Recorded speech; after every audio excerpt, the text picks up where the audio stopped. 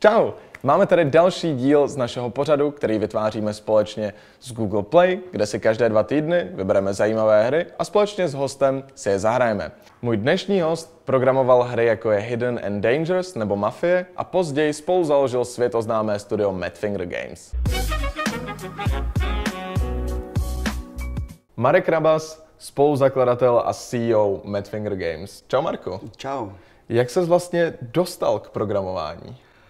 No, to je taková jako zajímavá storka, protože já jsem vlastně vyrostl za komunismu a nebyl jsem zrovna ten šťastný člověk, který by měl Commodore nebo Atari, tak vlastně jsem si řekl, že jedině jak se dostat k počítači je vlastně začít dělat programátora. Vlastně jsem ani nevěděl, jestli mám zapnout první monitor nebo počítač, jako měl jsem strach, že to rozbiju, když něco zapnu dřív. Tak jsem začal studovat, udělal jsem si nějakého bota pro PVPčko a pak jsem začal pracovat na Total konverzích s jednou firmou. A tak strašně mě to bavilo, že jsem opustil i zaměstnání a najednou jsem se začal topit v dluzích, protože oni neplatili tak dobře, takže já jsem neplatil za internet, který stál tehdy 3000 korun jako na měsíc, neplatil jsem ubytování, jako nájem, neplatil jsem zdravku, jo. Takže jsem to úplně, tu moji jako naději jsem prostě utopil v dluzích, jako víceméně.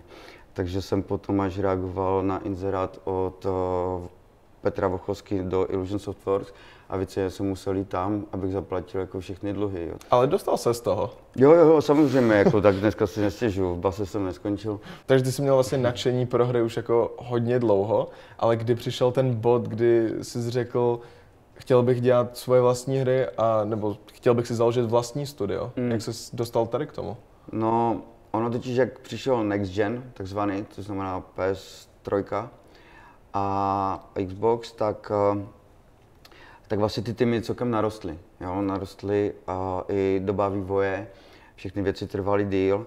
Nás to trošku přestalo bavit. Jako, když máš strašně hodně meetingů, pracuješ pro publishery, který si neustále něco vymýšlí a furt jako on si zahraje nějakou hru a ty to začne měnit ten design, protože se mu to líbilo a má furt nějaké připomínky, tak jsme si řekli, že to fakt asi nemá smysl. Tak když začalo vycházet články o App Storeu a o smartfonech, iPhoneu, takové ty success story, kdy borci vydělali strašně hodně peněz s nějakou hovadinou, jako jo, třeba iBeer, já nevím, jestli to pamatujete, to byla apka, která se to byla prostě jenom aplikace, která se naklonila a začala týct to pivo. A on vydělal strašně hodně peněz, takže my jsme byli takový krát, když vydělal on, jo, tak proč bychom nevydělali my, že jo, jako jo, když jsme daleko lepší a s takové ty sny, jako jo, nebo může to být i nabubřelost nebo něco, ale tak jsme si řekli, že uděláme první hru a buď to vyjde, my jsme prachy jako jenom na 11 měsíců vlastně, jo. A řekli jsme si, buď to vyjde, anebo potom s plačem a se sklopenou hlavou půjdeme zpátky do těch firem a žádat do práci, aby jsme zase mohli dělat hry, jako jo. A oni se nám spoustu lidí sami tak jako dívalo na nás skrz jako prsty, víš, jakože my děláme ty velký konzolové hry a vy děláte tady tyhle nesmysly jako na mobilech, jako, že to je jako blé. Takže jsme udělali Samuraje a když jsme 2, a což bylo jako super, prodalo se asi 400 000 kopií a všimla si nás Nvidia. Jo. Oni vlastně tehdy hledali, protože oni dělají Tegru, začínal Android Store, tak nás našli a domluvili se s námi, že uděláme port pro ně, jakože, aby jsme to vydali tam. No a tehdy to bylo docela dost šílený, protože Google byl strašně pomalej, jo, v té době a oni podporovali první jenom Ameriku a pak zase další státy a Česko bylo jako na rozhraní s Ruskem, takže my jsme jako byli úplně někde vzadu a museli jsme si tehdy založit pobočku v Rakousku, aby se vůbec byli schopni něco prodat na storu. Takže jsme jeli přes hranice a v první vesnici jako co nejblíž jsme si v Rajvce založili účet, který jsme použili. A založili jsme tam samozřejmě jako normální pobočku, jo, takže spoustu papírování a tak dále. No a prachy chodili tam. No a jak jsme je chtěli potom převést, tak jsme měli problém, protože nám to zastavili, protože si mysleli, že perem prachy, tam bylo jako celkem dost peněz, tam bylo nějak 500 000 euro, jo. A oni si prostě nám to zastavili a báli se, jako, že perete peníze, i když to prostě přišlo z Google. Přesně tak, v nějaké vesnické bance, jako, kde prostě borec se vylekal, jako, že přesně perem prachy na drogy nebo kdo ví co. Takže jste byli vlastně jako největší firma v té vesnici. No tam. To definitivně, jako, jo, a v okolí. Takže jsme tak jsme to potom jako vyřešili, museli jsme tam jezdit, dokazovat papíry a chvilku potom už Google začal podporovat i Českou republiku, takže jsme zase práci museli zrušit pobočku, jo, takže spoustu papírování zase a všechno jsme to převedli zpátky Takže to byly takové začátky na Androidu, no. Super. Já tady mám připravených pár her, co jste udělali. Mám tady teď nějakou novější, takže já si myslím, že bychom si mohli vzít telefon a můžeme si ji zahrát. Jo, jdeme na to. Jako první hru, co si zahrajeme, jsem si připravil Shadowgun Legends, což je vlastně vaše nejnovější hra. Jo, my jsme to vydali 22. března, takže to 2 měsíce zpátky. Já bych řekl, že to je náš nejúspěšnější titul zatím, co se týká prvních čísel. A jak vidíte, tady si vlastně vytváříš hrdiny. Máme tu trošku takový jináčí help, kdy vlastně se snažíme oslovit všechny fanoušky, kteří to stáhnou, takže... Jasně, takže když prostě někdo nehraje střílečky nikdy, tak bude mít největší jako support v míření. Jo, my tam děláme vlastně do 5. ranku, mu pomáháme, takže tam je třeba takzvaný bullet magnetism. Znamená, že ty kulky se navádějí a mu se střelí líp a pomalu ho učíme do toho, aby se vlastně naučil FPS-ko. Ale ta hra je pořád online, protože vlastně je tak koncipovaná, my teď přivádíme všechny mise i singleplayerové mise do koopu, takže nedá se to hrát bez připojení, ale stačí jakýkoliv 3G. A co se stane, když třeba bych jel ve vlaku a ztratil signál, tak se mi ta hra vypne, nebo? Ona víceméně zařve, že nemá signál, bude se tě snažit rekonektnout zpátky. Jasně.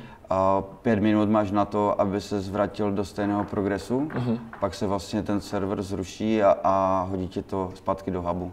Jasně, takže to není tak, že by tě to hned prostě vypojilo a nemohl bys pokračovat, ale ono máš to jako odpojí, ale snaží se tě to připojit zpátky a chvilku to drží tvůj status a vlastně loadne to tvůj poslední checkpoint. Jako nepamatuješ to všechny animáče, kde byli, kde umřeli, ale snaží se tě to dát co nejvíc v tom progresu té mise. Jasně. No. My jsme přišli s takovým koncepcí toho hubu a misí, kdy chceme, aby lidi byli spolu, aby vlastně žili v té hře. Takže tady vlastně ukazujeme, co všechno tu je, protože jak jsme free to play, tak musíme těm lidem ukázat, co všechno tam je. Takže vlastně ukazujeme, že tady je Slay, tady máš obchodníky, pak jsou tam nějaké další věci, tady třeba dostáváš když jsi dostatečně dobrý, tak ti kontaktují sponzoři, protože ta hra je o tom, že se vlastně z nuly stává tebe jako hrdina, ale ten hrdina je jako jak kdyby vláčen médií a stává se s něho celebrita, jako rockstar, jo, a užívá si ten život. Je to takový život na té hraně, jo, kdy ty nevíš, kdy umřeš, ale konáš furt dobro, jo. A jakým způsobem tam jsou vyrobený ty sponzoři? To jsou jako vymyšlený fiktivní názvy těch firm, nebo to jsou i reální? Jsou i reální. Vlastně ty peníze, které za to získáme, chceme dát do toho a buď jim rozdat těm lidem, nebo podpořit tím vývoj, jo. Takže celý to je jako vybudovaný trošku, že to podporuje reklamy, ale ne takovým tím. Takže to není takový způsob, kdy ti vyskočí ten čtvereček dole a ty ho musíš. No, já to právě taky nesnáším. Vy jste vlastně vyřešili to, jak ukázat brand nějaký firmy, ale zároveň, aby to prostě toho hráče nenaštvalo, protože to je vlastně sponzor, který ho on může mít. Ta hra strašně oceňuje to, co děláš v té hře, jako. A takže vlastně, když jsi na 20. ranku a jsi mezi první 1000 lidma ten týden, tak dostaneš sochu, jo, která kompletně vypadá stejně jako ty. A tu sochu tam vidí všichni, nebo tam vidíš ty? Vždycky vidí tam všichni, jako, takže když si v tom hubu všichni General Alex, tak všichni General Alex je jeden z hodně velkých hardcore hráčů, takže teď je tam. Jasně. Takže oni potom se tam vidí a dělají si fotky jako, a dávají to na Facebook, jako, že mají to. Tady potom dole, to potom se můžeme podívat, co mají hvězdy, protože ten nápad je vlastně z hollywoodského. Jo, jako z toho chodníku slávy. A tím jsme začali. Už je vidím. To je vlastně dalších 10 000 lidí pod nima, takže 1000 až 11 000, tak vlastně můžu mít tady tuhle hvězdičku. Tady je první mise, která je vlastně začátek, má ti to něco naučit, takže samozřejmě je jednoduchá. Ale vzhledem k tomu, že jsme dali profesionální mod, tak mi to v ničem nepomůže. Jo. My jsme dali ten nejtěžší, ale kdybychom dali ten lehčí, tak by to teda jako pomáhalo mířit a tak. No a ukázalo by ti to i ovládání, co máš dělat, by ti to ukázalo. A tak už jsem párkrát hrál střílečky, nepotřebujeme. No, dali jsme si hodně záležet na animacích, na té prezentaci té hry. A myslím, že je to fakt jako pěkný na to, že to jde na mobilní platformě. To je boss, ten žlutý? To je takový jako mini bossik, je silnější, vlastně Elite. A je tady tak jako na oživení. Tyhle bílý jsou prostě základní a ten žlutý je jako silnější. A to je jako vlastně jeden z bossů, který má být v raidu, zatím jsme ho nepoužili. Jasně. A tady je takový jako na ukázku a celkem rychle bys ho měl jako vymasit. Vzhledem k tomu, že po mně zatím neútočí. A jo, už jo. A tak je to úvodní mise, takže tady snad nemůžu zemřít. Neměl bys, no. Já to nechci říkat, protože se mi pak vždycky stane, že zemřu a vypadal bych jako fakt špatný hráč. Ale teoreticky dá se tohle hrát teda i v multiplayeru, když bych si to chtěl zahrát? Zatím ne, teď bude se to hrát asi ta první mise asi nikdy, ale vlastně teď jsme přidělali všechny operace na to, na jako grindovací mise na co, protože to můžeš hrát s kámošem jako ve dvou, ne ve čtyřech, ve dvou. A teď předěláváme všechny sidequesty a potom předěláme epiky. Takže do konce roku by celá hra měla být full online. To je super. A hraješ jenom můžeš hrát jenom s kámošama, jako, jo. Tohle je nový feature, který jsme implementovali do posledního updateu, říkáme tomu Road to Legend. A vlastně ukazuje to, co všechno v té hře je, protože my jsme zjistili, že lidi vůbec nejsou schopni pochopit, jak ta hra je jako, co v ní všechno je vlastně.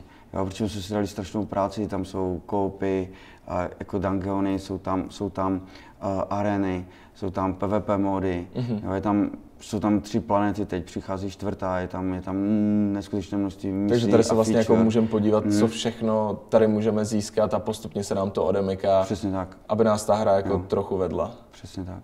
Můžeme si zahrát duel, ať lidi vidí, jak vypadá PvPčko, jako kompetitivní věc a podívat se na to. Jo, já jsem pro. A teď začíná duel, takže si zahrajeme spolu. Jo, budeme hrát proti sobě? Budeme hrát proti sobě. Jo, takhle.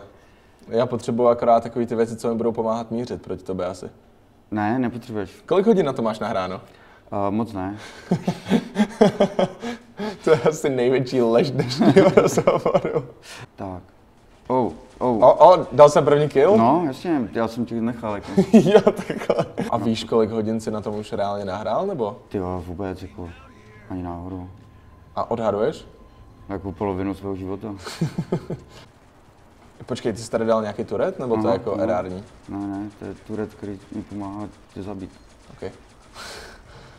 Konečně. Podařilo se ti to. OK, 4-1. Zabil jsem tě granátem, nebo? Asi jo. Jo, dobrý. Chápu ten princip. Jako je hezký, že mě necháváš, je to super, ale v pohodě, já nejsem novinář, mě klidně jako můžeš porazit. Ale to je intuitivní, to ovládání. Jo, je to jako super, i když to hraju fakt chvíli teď, tak prostě chápu co a jak, minimálně to střílení. Jo, konec, máš lepší zbraň, no. A co tam je zaleva? Taky jsem se dřív vymlouval na tyhle věci. Když prostě jsem hrál s kamarádama, když mi bylo 12, tak jsem taky říkal, ty máš lepší zbraň a to, ale... Teď uvidíš, co se stane, jako teď jsme vymysleli takovou věc, že vlastně ti, co vyhrajou, tak jsou na podiu a ti, co prohrali, tak jsou dole, jako jo. Jo, jakože vlastně ty, co prohráli, tak musí jako koukat na pódium. A můžeme, jako, já ti můžu zapleskat prostě třeba, jo, nebo zatančit. A můžeš dát i nějakou negativní reakci, nebo to nejde? No, my chceme potom v budoucnu tam právě udělat, že se budeš moci ohodnotit a vlastně jim dát fame. A bylo by super, kdyby si třeba mohl házet rajčata nebo něco takového. No, všechno tam, jako, to je všechno v plánu, akorát není furt čas, jako, my chceme právě tady tyhle věci tam hodně dávat, aby to bylo zábavný, no. Chápu, první se musí vyřešit napojování, aby jsme se dokázali napojit a pak se budou dělat rajčata. Já si myslím, že to je super, že jsme teď ukázali z téhle hry celkem dost a asi se můžeme zase posunout dál. OK, souhlasím. Než budeme pokračovat, rád bych vám ukázal pár her, co mě za poslední 2 týdny zaujaly v obchodě Google Play. Haul.io. Kontrolujte malou černou tíru, která se pohybuje po městě a požírá vše, co je kolem. Na každé kolo máte omezený čas a musíte postupně pojídat od maličkých věcí až po celé budovy. Lego Jurassic World. Pokud jste fanoušci Lega, tak si tuto hru určitě nemůžete nechat ujít. Skvělá příběhová hra v prostředí dinosaurů a Lega. Farming Simulator 18. Pokud je vaším největším snem mít vlastní farmu a nestačí vám hrát tuto hru jenom na počítači, tak nemusíte zoufat. Farming Simulator 18 si už stáhnete i na obchodě Google Play. Já si od vás pamatuju na hru Dead Trigger, kterou jsem sám vlastně hrál už jako celkem dost let dozadu, není to úplně nová hra. A byla tam, že ta 2, která byla fakt hodně úspěšná, která má 50 milionů stažení, nebo něco takového? My máme zhruba 200 milionů stažení. Já si myslím, že tak 60 milionů má 1 a kolem té 100 má 2. A to je šílený, jako to se nestačí updateovat. To jsou fakt šílený čísla, když se jako na to podíváš, super. takže já se přiznám, že když jsem tu hru hrál, tak jsem vůbec nevěděl, že to vyvíjíte vy a že se to vlastně dělá v Čechách, protože já jsem si myslel, že to je nějaká zahraniční hra, když tam člověk vidí ty obrovský jako počty stažení. Jakože Češi nemůžou být tak dobří. Ne, to neříkám, jako my máme spoustu dobrých věcí, ale na první pohled to člověk nepozná, protože to je hra, která je jako světová, že to není jako nic prostě z malého studia, kolik lidí na tom vlastně dělalo na takové hře. My jsme vlastně začínali, když jsme dělali jedničku, tak na tom dělalo pár lidí, ve studiu bylo asi tak 25 lidí celkem, tak jsme vydali The Trigger, udělali jsme ho tak nádherný, že jsme nakonec řekli, to nemůžeme dát zadarmo, ne, jako to je prostě to, takže jsme udělali tu nejhloupější věc tehdy a dali jsme to za $1, tím jsme strašně limitovali trh. A vlastně za měsíc na to jsme už to dávali jako free to play. Jakým způsobem jste tam dělali, když jste vlastně přešli na to free to play, tak jakým způsobem jste v tu dobu řešili reklamu, když ty si sám říkal, že vlastně jste byli do toho free to play marketu jako noví? Myslíš reklamu jako uvnitř hry? In-game, nebo jakým způsobem jste to udělali free to play, aby to pořád bylo ziskový? A my jsme vlastně prodávali premium zbraně. Udělali jsme tam takovou chybu, o které se vůbec nevěděli, že to lidi budou brát špatně, protože my jsme chtěli, aby ten člověk okusil nějaký super zbraně, tak jsme mu dali M4 A1, jo, jako samopal, anebo attack rifle.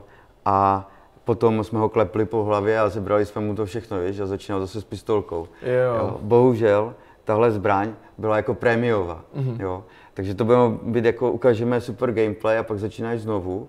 Jenže lidi to brali tak, že jsme jim to s vámi dali ochutnat tu prémiovou zbraň, aby si to pak museli koupit a obviňovali nás z nekalých praktik a my jsme byli úplně hlupáci, kteří to fakt mysleli dobře, no, jakože čistě z toho gameplayového hlediska. Ale i tak to bylo fajn a viděli jsme prachy na to, aby jsme se mohli rozšiřovat a dělat na dvojce, protože my jsme zjistili, že jednička, jako tím, jak jsme byli jako hloupí a neznali free to play, tak jsme spoustu věcí tam pokazili, které se nedali spravit.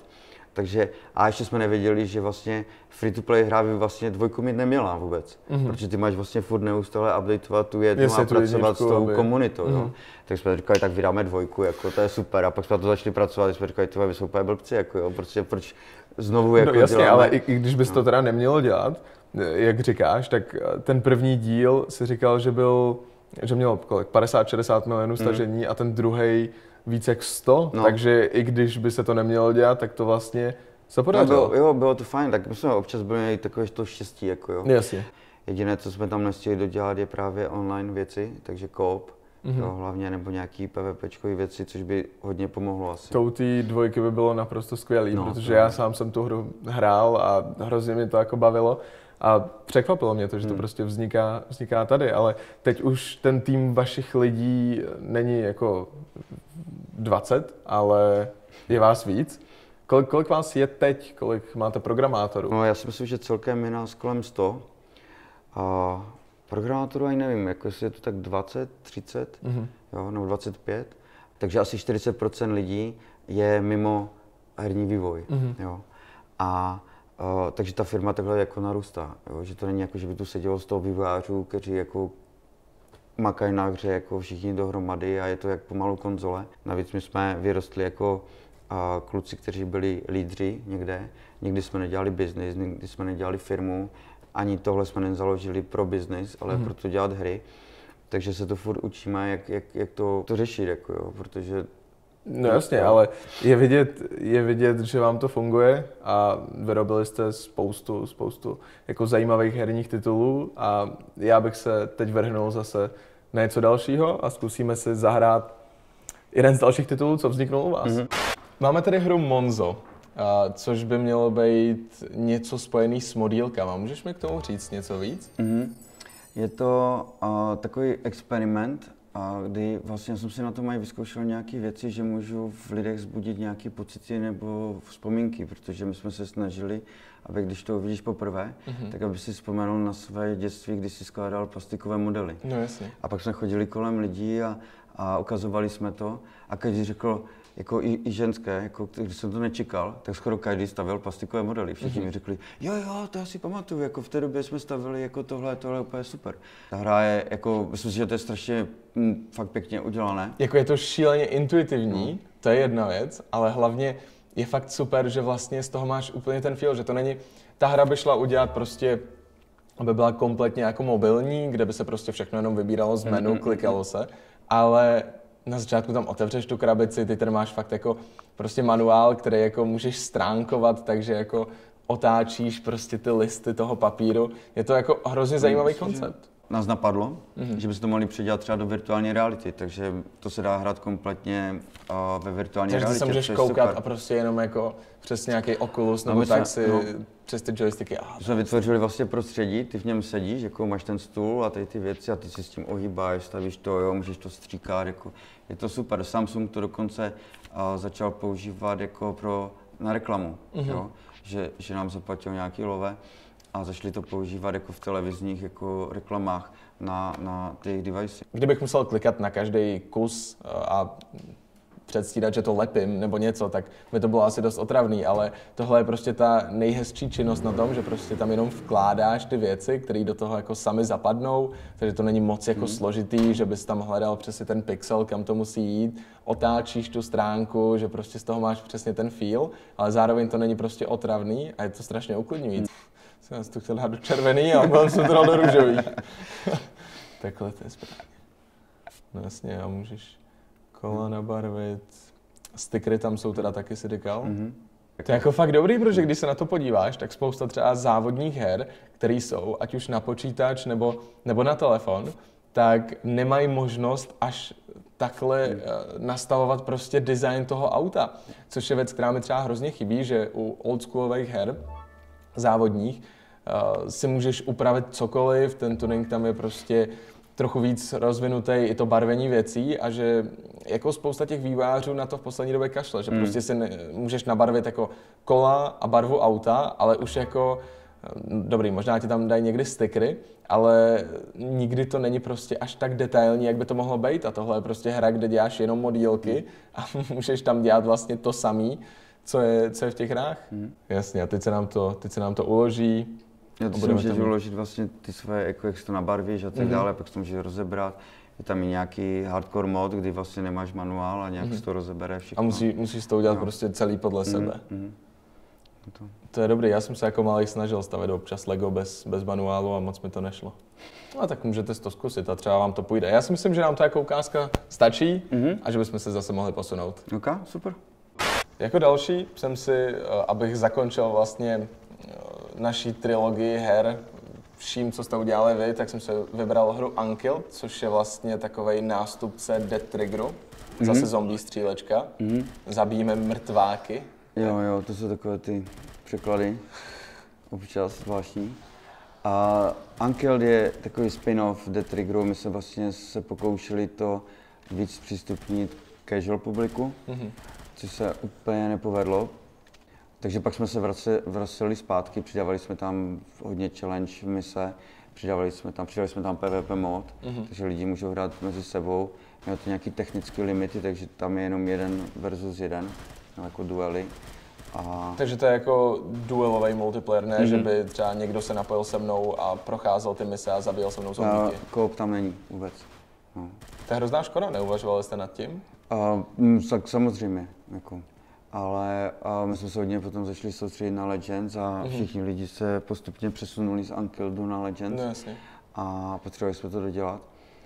Takže to no, teď nevíme, jestli to ještě něčemu pomůže a jako je to pěkná hra. Jako teď je otázka, jestli by to něčemu pomohlo, ale mě tohle třeba hrozně jako mrzí u spousty her, protože já jsem takovej jako hodně multiplayerový hráč, ale takže mě nejvíc prostě baví multiplayerový hraní s kamarádama, kde já prostě si můžu napojit na stejný lobby a můžeme procházet ty mise společně, že prostě ať už sedíme vedle sebe, nebo voláme na TeamSpeaku, nebo přes cokoliv jiného, tak mě hrozně mrzí, že není tolik her na tenhle způsob, kde by se to vlastně dalo hrát. Teď je jedna taková celkem populární Last Day on Earth, se to jmenuje, kde vlastně ty můžeš hrát kooperaci s kamarádama. Ty zařízení nejsou pořád nějak výkonné, ono se to zahřívá. My jsme schopni to, třeba Legends, který už pušuje tu grafiku jako strašně hodně, tak se na některých telefonech začíná tak zahřívat, že oni vlastně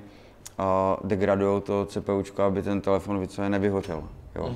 Takže oni nám sníží CPU takty a to začne být pomalý, začne to kuckat, jako jo. No jasně. Takže musíme to taky být s tím opatrný, protože oni se chlubí, jak je to výkonný, ale ve skutečnosti to zařízení na to není připravené na ten výkon. Jasně, takže ono to má ten výkon, ale když by mohlo dojít... To je jak forsáž v letadle, jako na minutu. No jo? Jasně, že to prostě nemůže běžet celou dobu kvůli tomu, že ty telefony se prostě... Ono už takhle se to hrozně přehřívá a musí se dávat, že jo, pozor asi i kvůli baterce, aby při velkém teple neexplodovala a tak. To by asi snad ne, jako. To by asi nebylo nic příjemného. To asi ne. A vlastně v Ankyldu jsme se snažili posunout tu grafiku zase dál, jo? Takže tam jsou úplně nové věci, ona vypadá líp než The Trigger a jsou tam už jako real-timeové stíny, jsou tam stíny od stromů, jako skoro od všeho a ten gameplay je opravdu vymazlený, my jsme zase, je to lepší než The Trigger. Nemá tolik downloadů jako The Trigger, ale má furt hodně,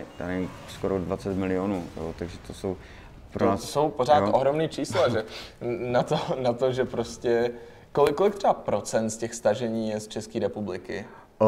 Já bych se nebavil vůbec o procentách, jako jo. To bych se bavil ještě možná méně jako než procento. Že to je ještě menší, že to je vyloženě možná to bude tak 1-2%. Tak no, jasně, když ve chvíli, kdy se bavíme o hře, která má 20 milionů stažení, nebo ty předchozí třeba 100 milionů, tak se nedá... 10% je celá republika. No jasně, tak se nedá moc bavit ani o procentech. Já jak to mám jenom v těch vzpomínkách, kdy jsem to hrál prostě těch pár let dozadu, tak mi to přijde jako, že to je vizuálně skoro stejná hra a ono to vůbec, že jo, stejný není. Tam je stejný ten koncept, který je taky prostě o dost víc upravený, ale jak ty hry se prostě pořád posouvají, tak ty u spoustu těch věcí nestíháš ani vnímat jako konzument.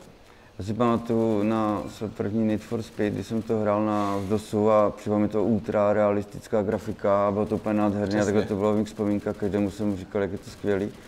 A nedávno jsem to viděl jako ty 3 pixely na 3 pixely a bylo to úplně jako peklo, jo. To samé je prostě u těch mobilních her, kde to je vlastně ještě víc šílený, když si vlastně vzpomenem, že na Java hry a takový ty jednoduchý, co se kupovaly v časopisech přes SMSky, tak kam se to vlastně celý posunulo, tak to je...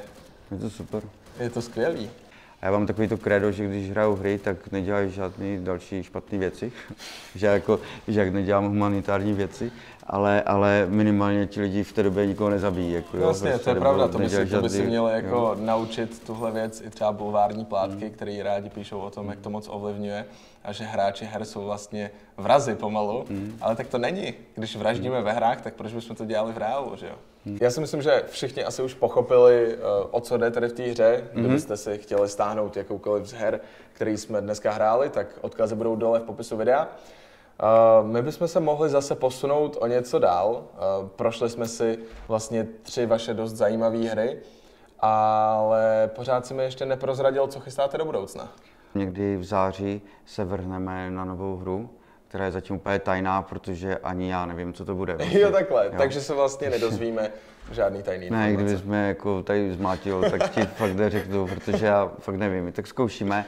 Asi to bude nějaká kompetitivní věc, nebude to něco ultra crazy, jako něco jiného, jako třeba byl Monzo.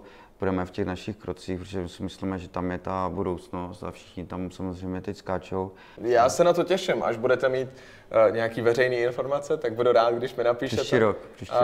Tak tím pádem se stavím příští rok. Okay. Nepustím tě ale jen tak. Pro každého hosta, který je v mém pořadu, mám připravenou menší výzvu, takže já si to jdu na telefonu nachystat a hned se na ní vrhnem. OK, těším se. Máme tu závěrečnou výzvu. Hra, kterou budeme hrát, se jmenuje Smashy Pipes. Je to něco úplně jiného, než asi vytváříš, nebo celkově vy jako Madfinger Games vytváříte. Je to úplně jednoduchý, budou na tebe padat trubky a ty pomocí jednoho prstu se musíš uhejbat. Máš 3 pokusy. Nejlepší se ti zapíše do našeho žebříčku a uvidíme, jak moc dobrý budeš. Tam je na tom nejhorší to, že i když jsi hardkorový hráč, tak tady v tom ti to je úplně k ničemu. Je to jenom o tom, jak správně klikneš. Jo, to věřím, no. To jsou takové ty designy, které chcou nasrat všechny ostatní. Jako. Přesně tak, o tom je tahle hra. Okay. Tak jdeme na to. Zatím se držíš. 2 na začátek není špatný. Měli jsme experty, který nedali ani jeden. No, tak a teď jsem dobře, druhý pokus a teď uvidíme. Bez šance. OK, let's start. Třetí pokus.